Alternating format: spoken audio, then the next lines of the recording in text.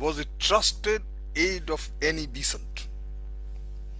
Unlike her, she also adopted India as her motherland, adopted Indian religion and Indian culture, and devoted her life working for the women of India. Cousins realized,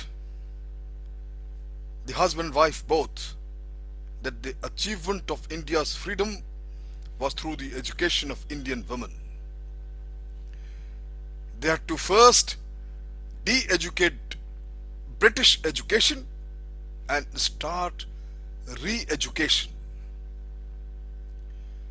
Therefore, in their pursuit or this obsession, they established one such fine institution in Madanpalli, Chittoor district of Andhra Pradesh. They also lent full support to All India Women's Conference, AIWC, which is now established in Delhi with more than 250 branches around the country.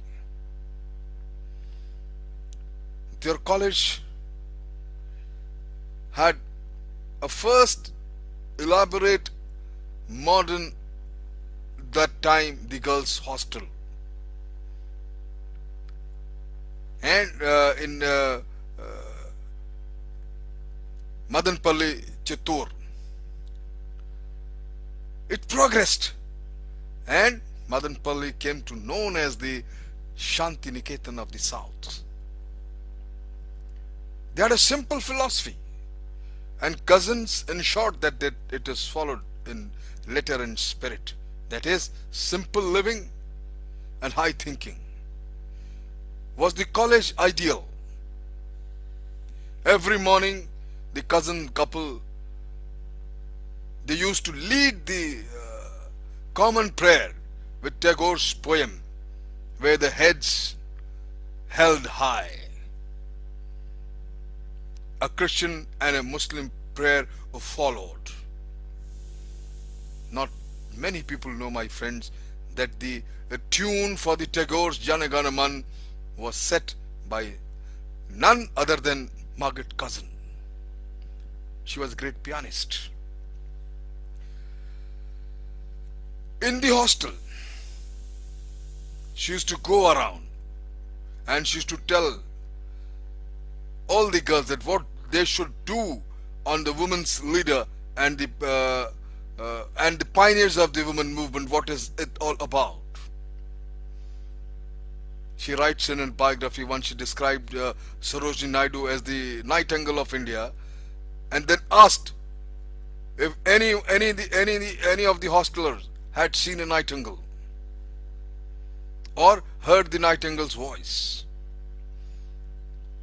All the girls simply said no, and the very next day she came with a gramophone and played a record, and they all heard the voices of the real nightingale. She told them that all people make mistakes, but only the great and the wise leaders admit mistakes. She would stress the importance of 3 words: the thanks, sorry, and apologize, who are in fact the pioneers of the women's movement in India. To Mrs. Cousin, nothing was too small to ignore, and nothing was too big to achieve. She inculcated this way of life among the hostel girls. She would enforce strict discipline among all of them. At night, while the girls were studying in their rooms, she would often see, these girls, they will often see a shadow peeping from the dark outside the window. And it used to be Mrs. Cousin going around the hostel to see if the students had not littered the place with banana peels or papers. And when she'd found something under the window, she would enter the hostel and walk into the girls' room to give the student a piece of her mind. Then she would tell the girl in the room to go and pick them up immediately and put them in the proper place, the waste paper basket in the room. She would also go to the common room, lounge, and see if the flowers were properly arranged and the room kept in absolute order. If the flowers are not kept well, a flower arrangement lesson would follow. If the dining room was dirty, the servants and girls in charge were reprimanded. If food was left behind, she would inquire who did not eat and reprimanded them for wasting food. Very often, all the girls used to get scolded for all these things. My friend Margret Cousins collected a shipload of signatures and fingerprints of women who wanted to educate, who wanted education for the girls. And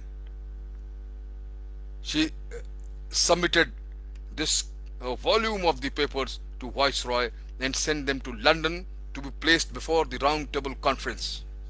And all her efforts in 1920, the schools were opened for the girls in India for the first time. Dr. and Mrs. Cousins spent their last days in Theosophical Society's campus. They were in bed after a cow had gored her.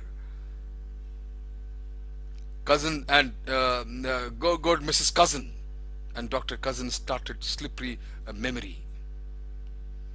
They suffered a short while and died after seeing their dream beginning to be fulfilled.